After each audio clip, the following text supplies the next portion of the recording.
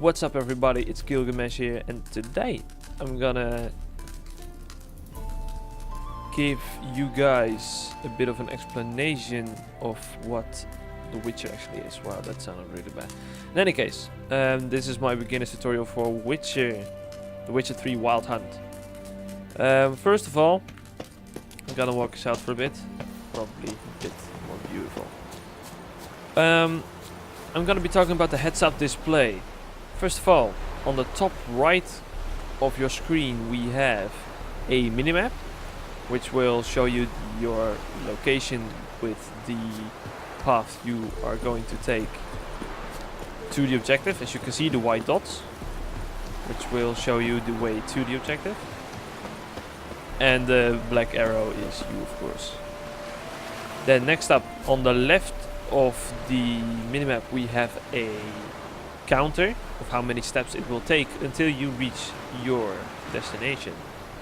It won't be exactly 15, but you can say it's like 15 feet or something. Above the counter we have the sunlight, or actually the weather, the time of day, and yeah, that's basically it. Underneath the minimap, which is now the warble of a smitten knight, visit Guilhem in the medic's tent, which means actually this is where your quest will stand, your tracked quest. So if we press J, we will open up the quests. Now you have main quests, which involve the main story, secondary quests, which are actually side quests, Witcher contracts, which are monster hunting quests, so you will go hunting for rare monsters with rare loot. Treasure hunts will, yeah, it says, yeah, you will search for treasures and loot and gear. So that's the quests, which will stand over there. And so if we want, my English is not on point today, sorry. If we want to track the treasure hunt instead of the warble of the smitten knight, we can just press space, select it, press space, then it will, you hear that little sound and it will give this icon in the front. And now you can see underneath our minimap it has changed. Find the treasure hidden in a cemetery. So that's a bit how the quest system works. Now next up, on the bottom right we have some controls. Not too shabby, it's like little reminder of what the controls are. Few very important controls. To the top left of our screen we have the medallion, or the wolf-like icon with the red eyes. This is actually your medallion. If you are close to a magic source or a curse, it will start to vibrate, and if you are not, then it will not. Easy. Now the red bar actually indicates your health or your vitality, which is it's called vitality in this game. So that's one to keep an eye out for. If you're almost gonna die, then watch the red bar. The white bar above that is your experience, or the progress to your next level. Now the white arrow pointing upwards to the right of that bar means that you have a skill point, like one or more skill points to spend. So that's one to keep in mind too. Underneath the red bar we have a skull bar, like the black bar with a skull in it.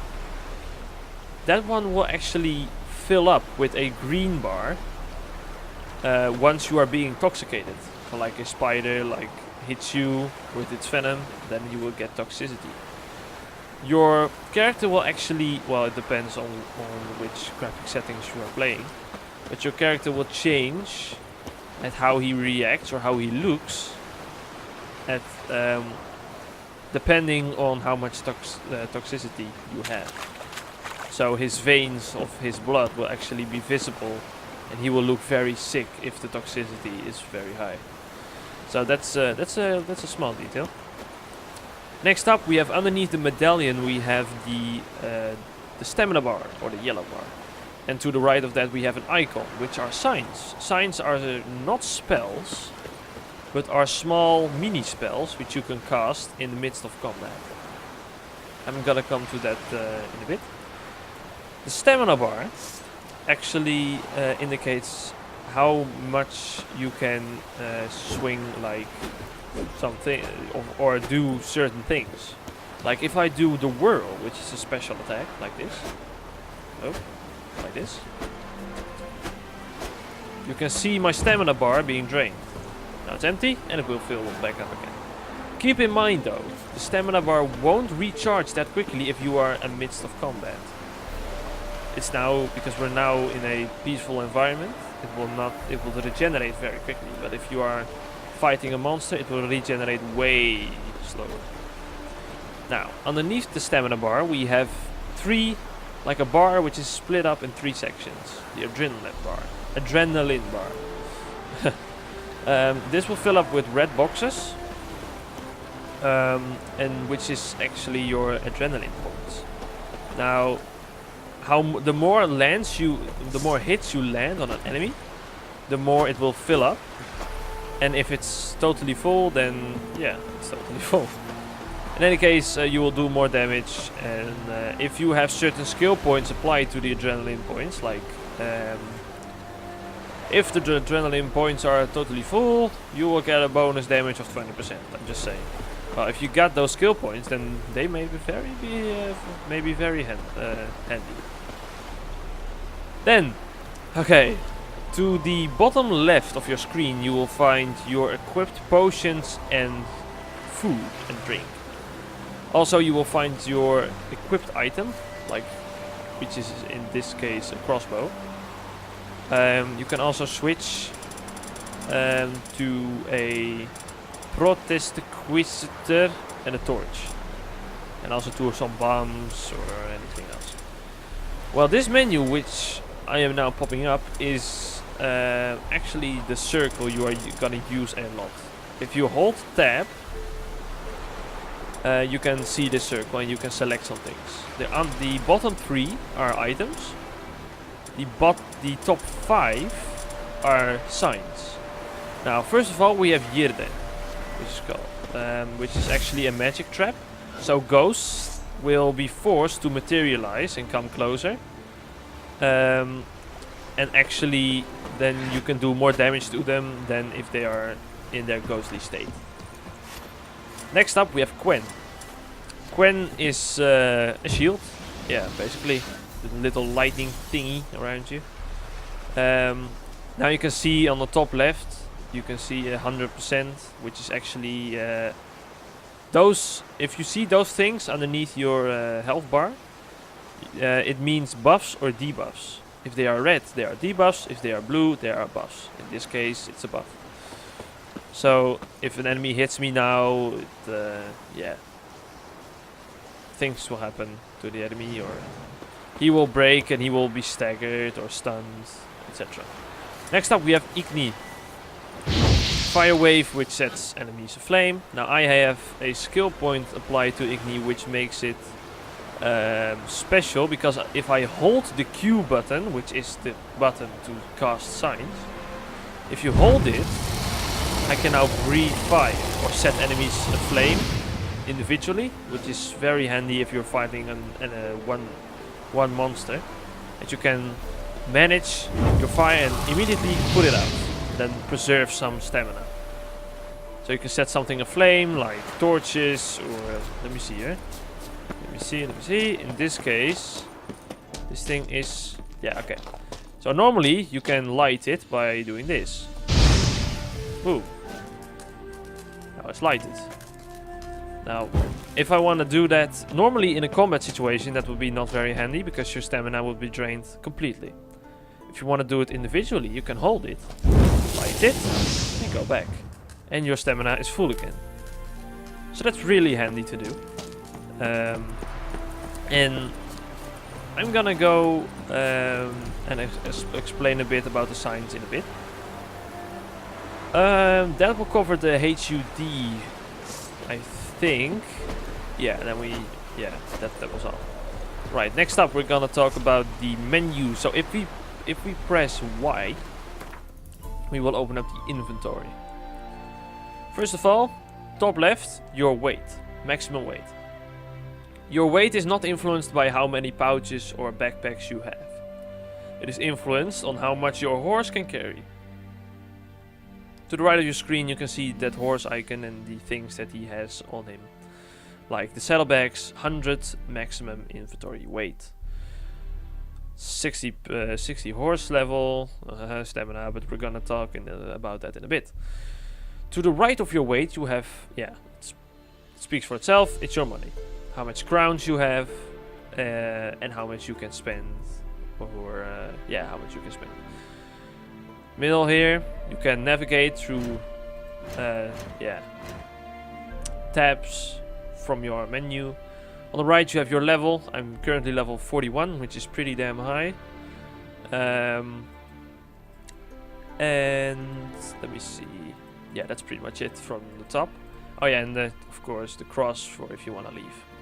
That speaks for itself. Then we're gonna go to these tabs. The 2 cogwheels mean crafting components and alchemy.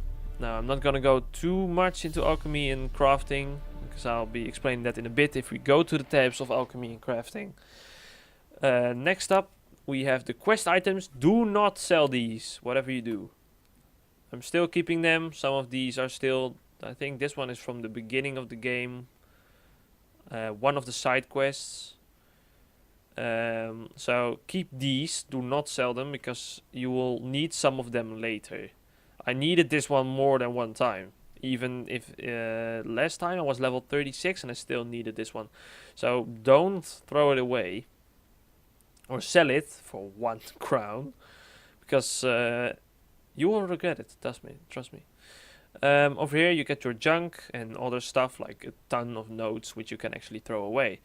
Now these are not so interesting. However, if they say item needed to complete a quest, just keep them. Just don't throw them away, because it will only... Yeah, well, this was 10 crowns, but you must be really desperate to throw these away. Anyway, over here you have 3 kinds of currency in The Witcher. You have orens, florins, and crowns. Now the crowns are the ones which you will be paying with, or spending. Now these ones you can't actually spend. What it actually says can be exchanged for crowns at the Vivaldi Bank in Novigrad. Novigrad is a city in the middle of Velen. If you go there, you go to a dwarven banker and actually talk to him and say, I want to convert some currency. Then these will be converted into crowns, which you can then use, and will be put in this number here. Will be added to this number. You can also dismantle some stuff from this and get crafting components out of them, but that's not really needed. Next up, food and drink. Well, these things are very, very important, because my build actually requires me to eat one thing. So I have to stock a lot of food and go out and do everything I possibly can and then come back and stuff. In any case, I have enough for like a month worth of playing this game, so I don't have to buy anything else. I also have 44 waters and 38 raw meats, so that will be quite enough. Over here we have Roach, which is your horse. It's what your horse will be called. Here the saddles and the trophies from Witcher contracts which you fought, like for example a griffin.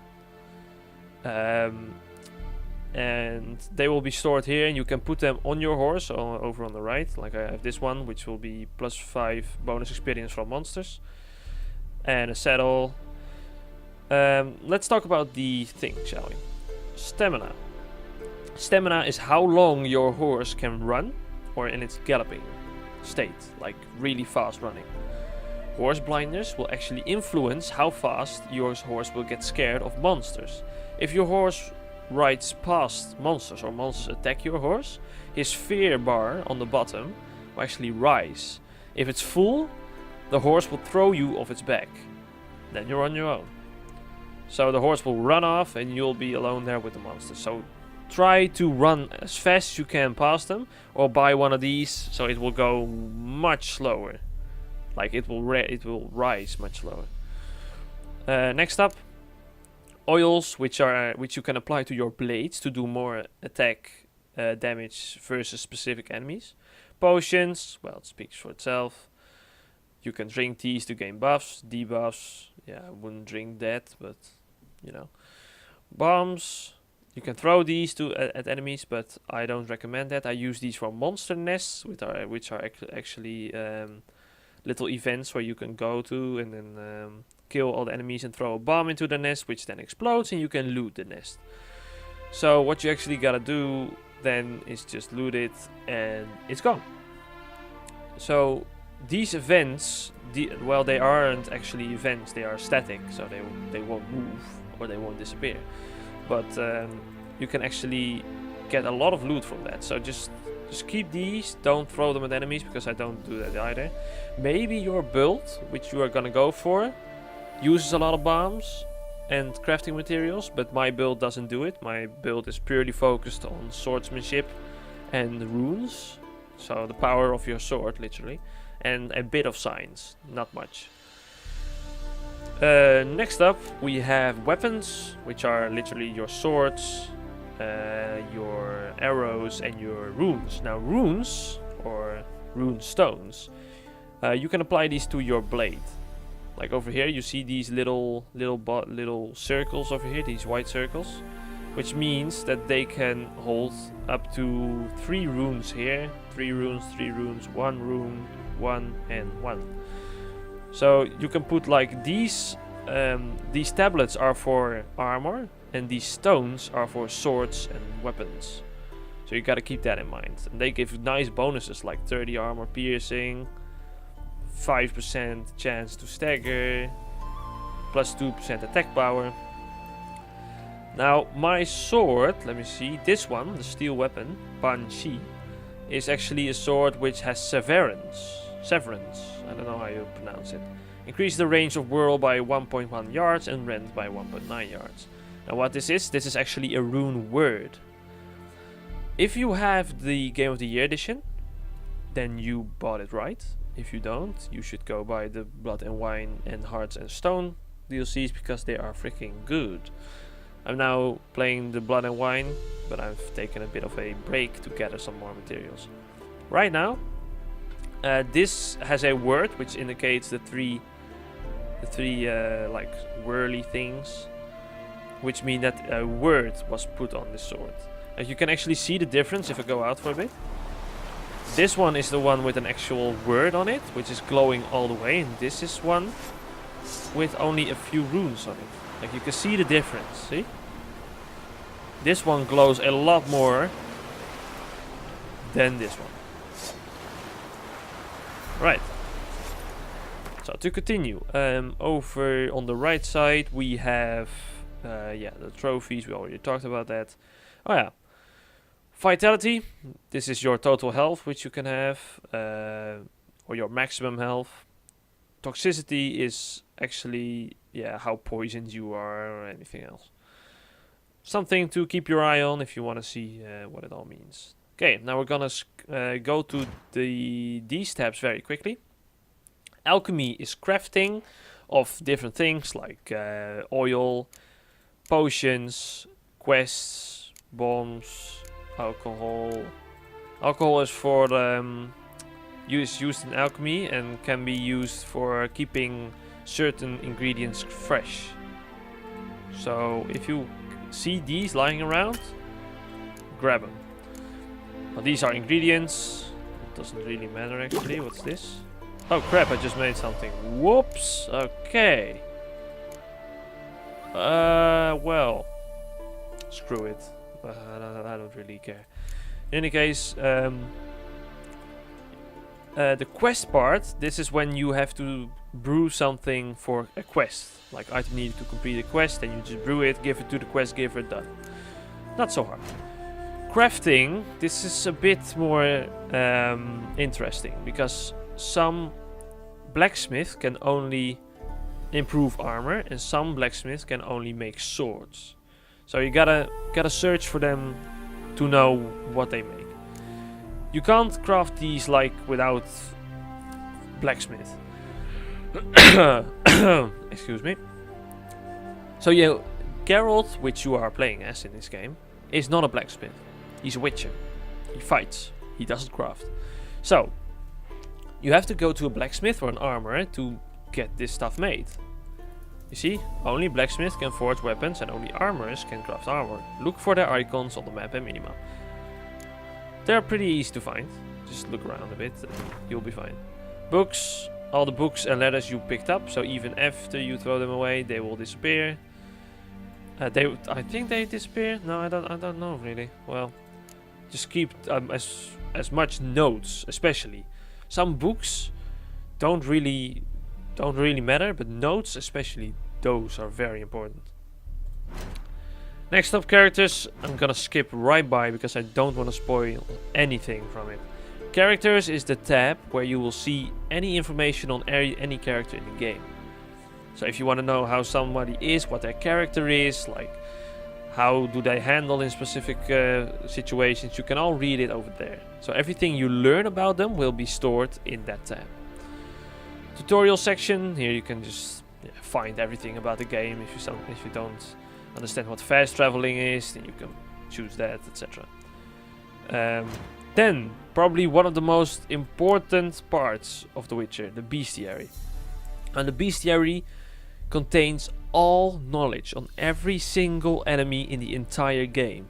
Now, this is not how you will start out with everything like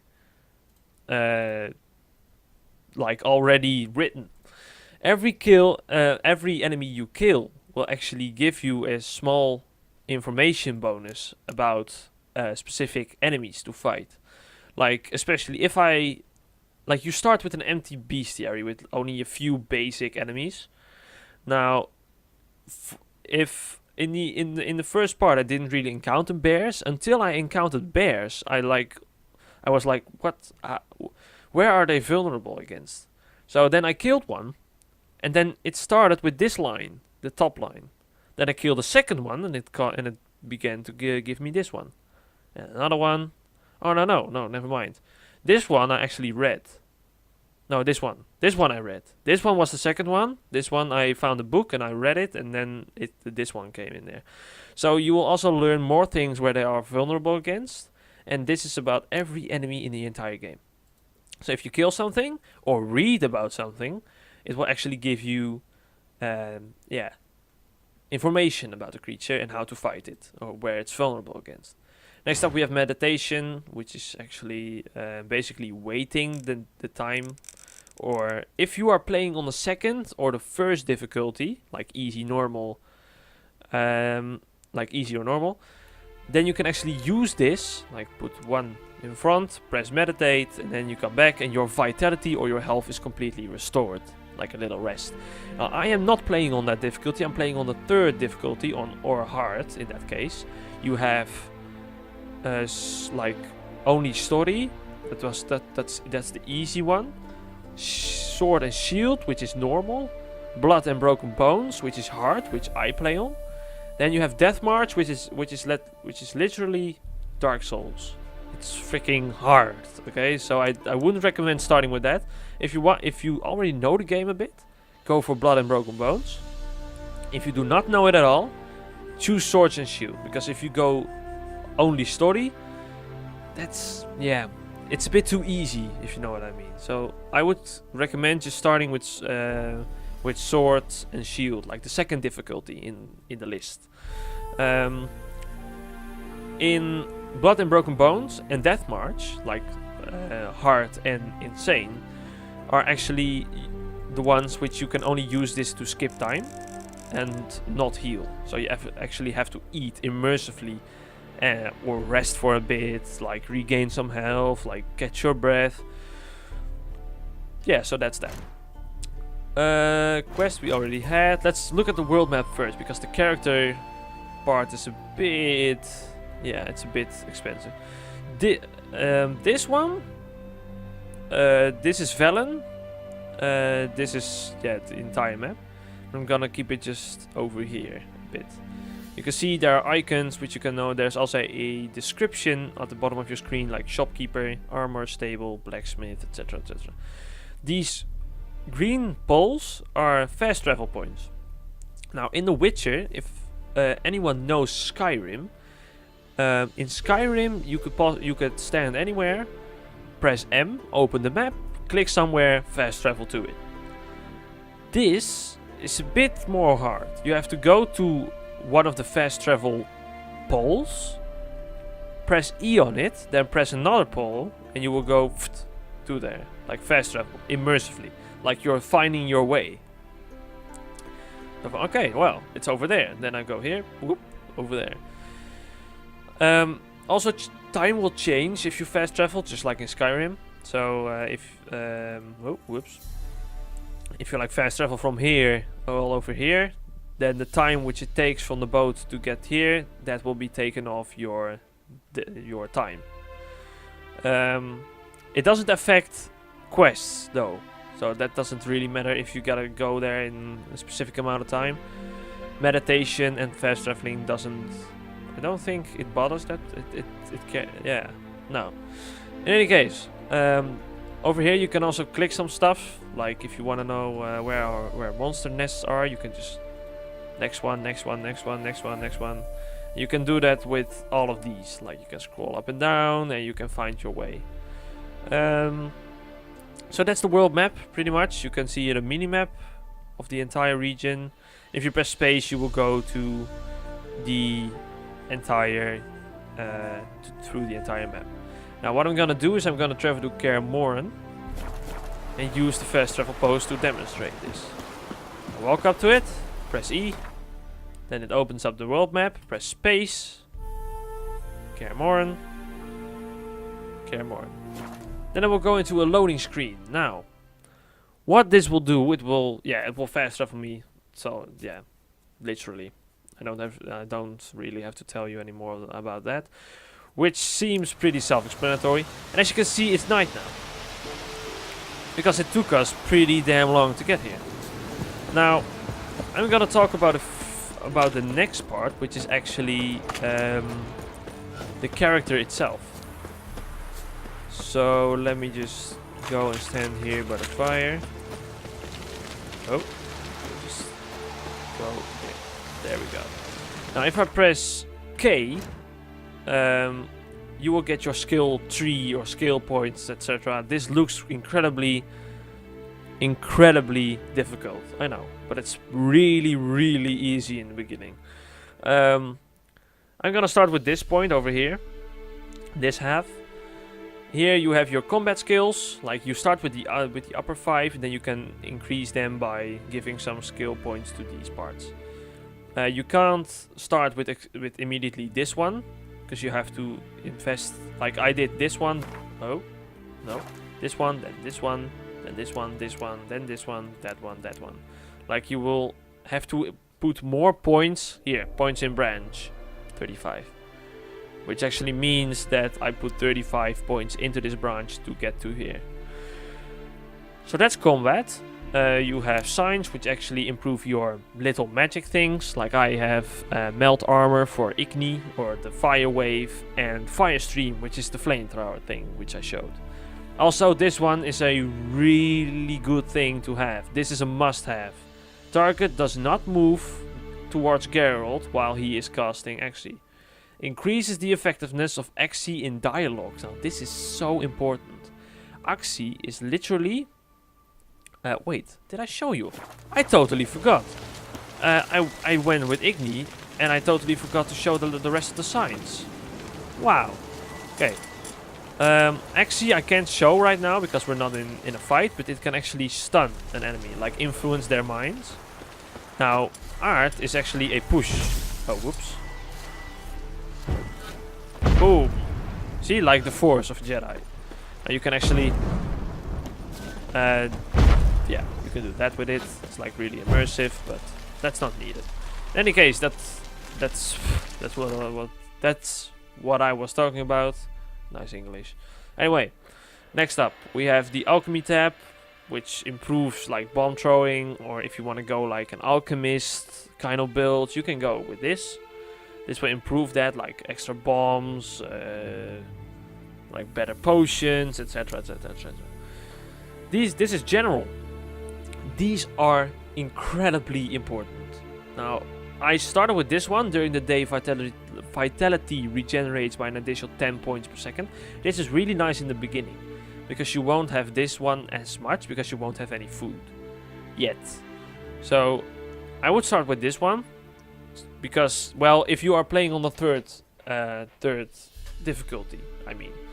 Not if you are playing on the first one or second, because this one isn't really needed and this one isn't either really needed. But this one is, well, actually no, this one is a must-have. Eating food regenerates health, literally, for 20 minutes long. So even if you are getting hit by a sword, it will keep regenerating. So on a point, you will actually be a bit immortal. Now, I am level 41, and the enemies I am now facing kill me like in 2-3 blows. So this is incredibly important, and I have to keep dodging. But combat I will take a look at in the second episode, I think. Yeah.